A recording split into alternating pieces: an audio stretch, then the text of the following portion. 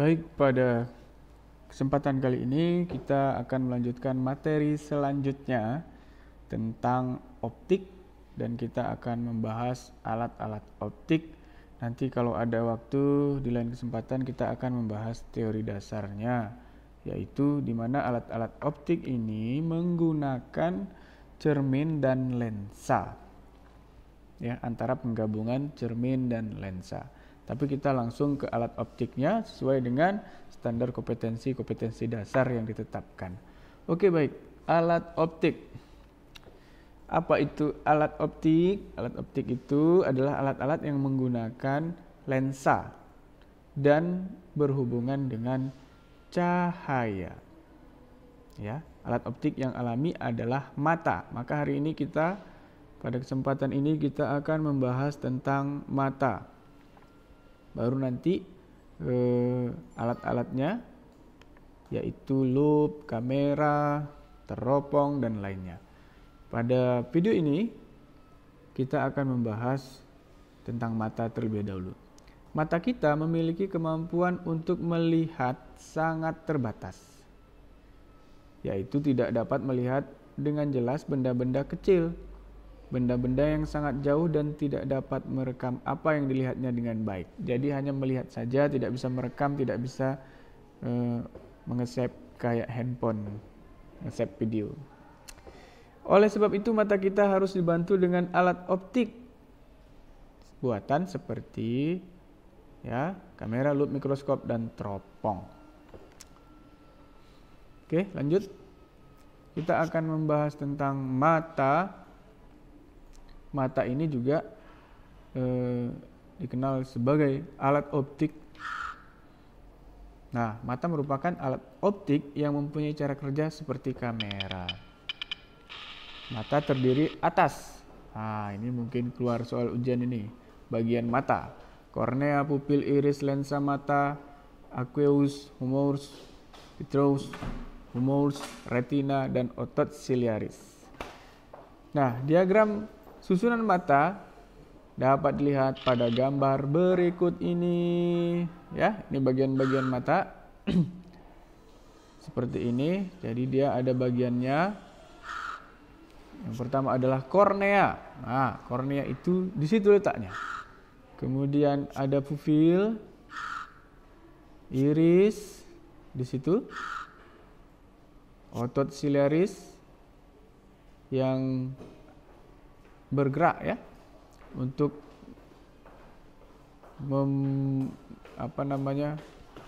mencengkung-cembungkan. Kemudian ada itu aqueous humor, lensa mata, kemudian vitreous humor. Nah, ini dia letak-letaknya semua, dan ada retina yang menangkap cahaya akhir sehingga kemudian objek itu diteruskan ke otak.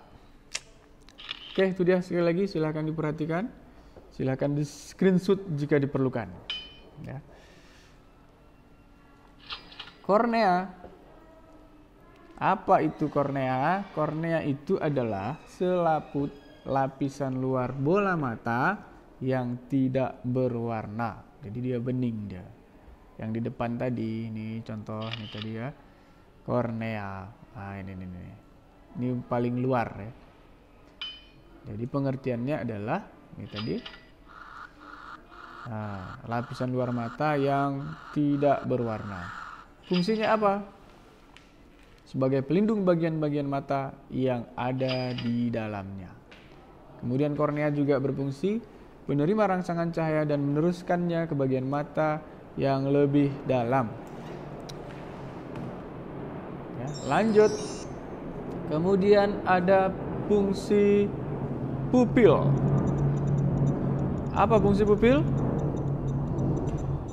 Pengertiannya dulu, celah bundar di tengah iris. Nah, fungsinya adalah sebagai tempat lewatnya cahaya yang masuk menuju retina. Itu fungsi pupil. Lanjut. Iris. Apa iris? Iris adalah lapisan di depan lensa mata yang berwarna. Warna inilah yang membentuk warna mata seseorang. Ada yang matanya hitam, ada yang matanya coklat, ada yang matanya kayak mata kucing, ada yang biru. Nah itu. Kalau dipukul orang biru, bahkan bisa hitam semuanya. Fungsinya apa ini iris ya? Fungsinya adalah mengatur lebar pupil sehingga banyaknya cahaya yang masuk ke mata bisa dikendalikan. Jadi dahsyat ini teknologi yang berasal dari Tuhan semesta alam. Luar biasa.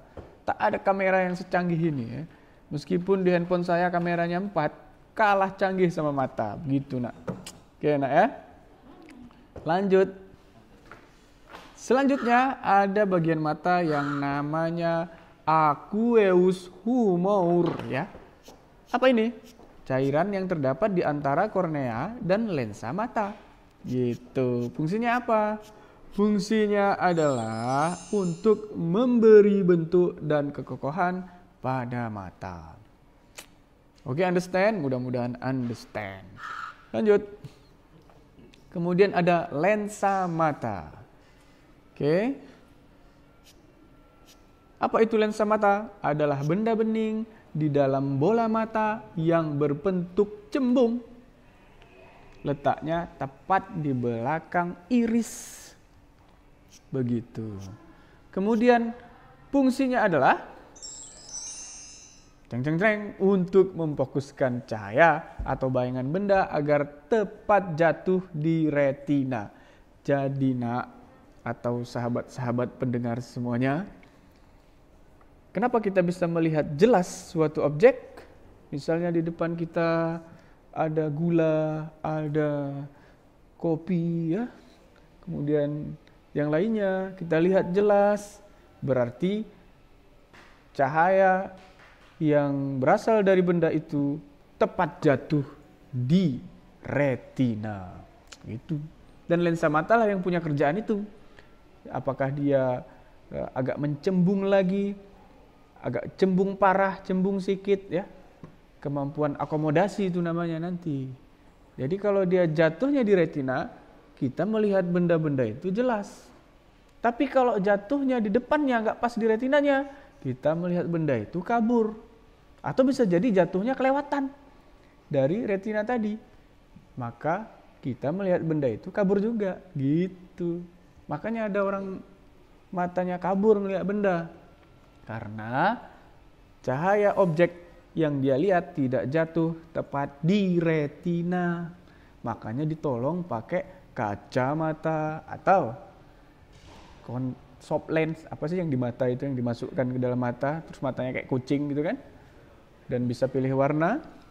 Nah itu gunanya apa? Untuk membelokkan cahaya yang masuk tadi agar jatuhnya tepat di retina. Like that.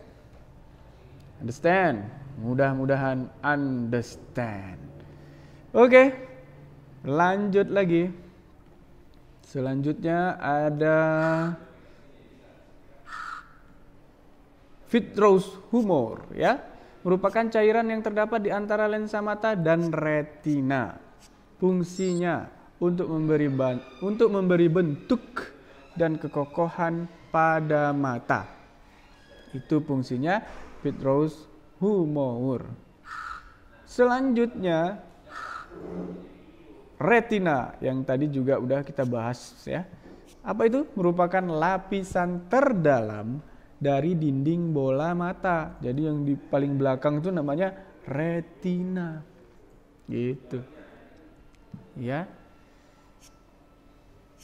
Fungsinya sebagai layar penerima cahaya atau bayangan benda. Bayangan yang diterima oleh retina adalah nyata, terbalik, dan diperkecil. Ya iyalah diperkecil. Kan nggak mungkin masuk terus satu mobil ke dalam mata. Makanya mobil itu di sana besar, ditangkap kecil, jadi diperkecil. Dan dia terbalik, tapi diteruskan ke otak. Jadi apa namanya? Jadi pas ya, sesuai apa yang kita lihat gitu ya. Dan nyata. Nah, nanti kalau ada kesempatan kita akan bahas sifat bayangan ya pada cermin dan lensa, di mana bayangan itu bisa nyata, bisa maya. Jadi bayangan itu bisa maya, bisa nyata. Kayak gitu. Atau bisa terbalik, bisa tegak gitu. Bisa diperbesar, bisa diperkecil. Nah, itu dia fungsi retina. Nah, kemudian ada otot siliaris ya. Otot siliar, ini kan masuk TV nih. Ada iklan-iklan katanya bisa menyembuhkan mata minus, pakai alat untuk latihan otot siliaris biar kemudian bisa lensa cembungnya tadi bisa bekerja dengan baik sehingga mata menjadi jelas lagi saat melihat bagi orang-orang yang rabun jauh, -1, -2, -setengah, -4 ya. Luar biasa. Apa itu otot siliaris? Agar bayangan jatuh tepat di retina, panjang fokus lensa harus dapat diubah-ubah. Canggih nggak tuh? Jadi memang mata ini sangat canggih. Dia punya teknologi ciptaan Tuhan, ya kan, yang bisa mengubah lensa otomatis. Wah, luar biasa. Kayak kamera tercanggih kan? Dia harus bisa dirubah-rubah gitu. Itulah kerjaan otot siliaris agar cahaya tadi itu jatuhnya di mana? Di retina sehingga penglihatan kita bisa jelas. Ya. Kalau mata kita melihat benda dekat, pasti yang jauh-jauh kabur. Tapi kalau kita memfokuskan ke yang jauh-jauh, yang dekat kabur. Nah, ada perubahan fokus lensa mata tadi yang dilakukan oleh otot siliaris. Fungsinya mengatur panjang fokus ke lengkungan lensa. Nah, ini namanya nanti istilah lainnya adalah kemampuan akomodasi. Seperti itu. Oke, ada namanya daya akomodasi. Daya menebal dan menipisnya lensa mata. Lensa paling tipis pada saat mata tidak berakomodasi. Jadi ketika dia tebal, dia sedang berakomodasi maksimum. Gitu. Jadi canggih kali mata kita ini, patut kita syukuri ini. Ya. Kita syukurin bahwa kita ini adalah makhluk ciptaan Tuhan, harus sadar diri, jangan sok-sokan, tanggung jawab, itu harus kita milikin. Kita ini titipan aja mata ini, semuanya titipan, makanya jangan sok, hormati guru kan gitu. Berbakti kepada orang tua, begitu. Ya. Nah, titik jauh PR. Jadi di dalam ini nanti ada istilahnya PR, titik jauh. Apa itu? Jarak terjauh yang bisa dilihat mata dengan jelas, gitu, dengan jelas.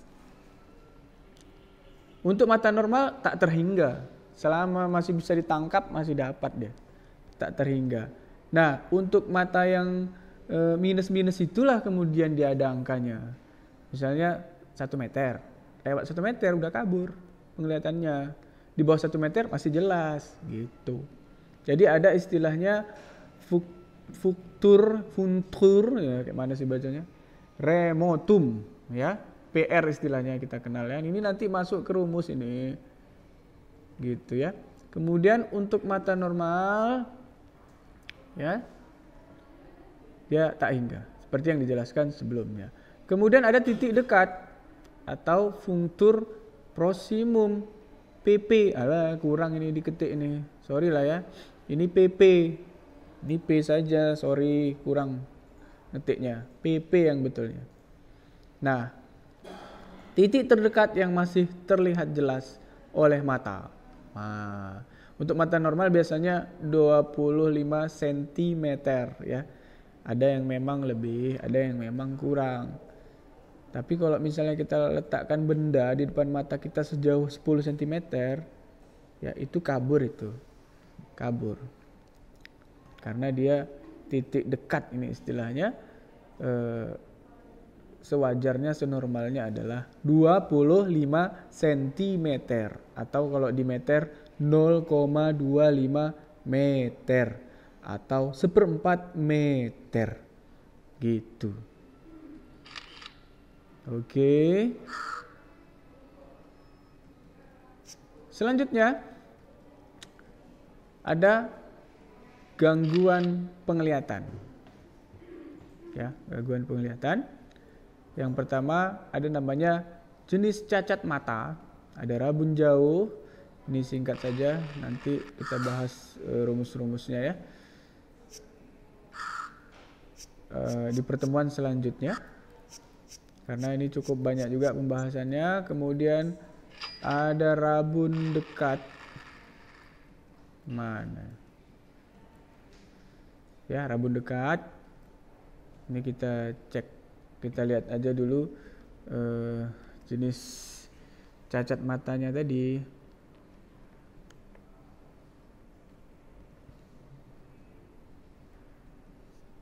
Sebentar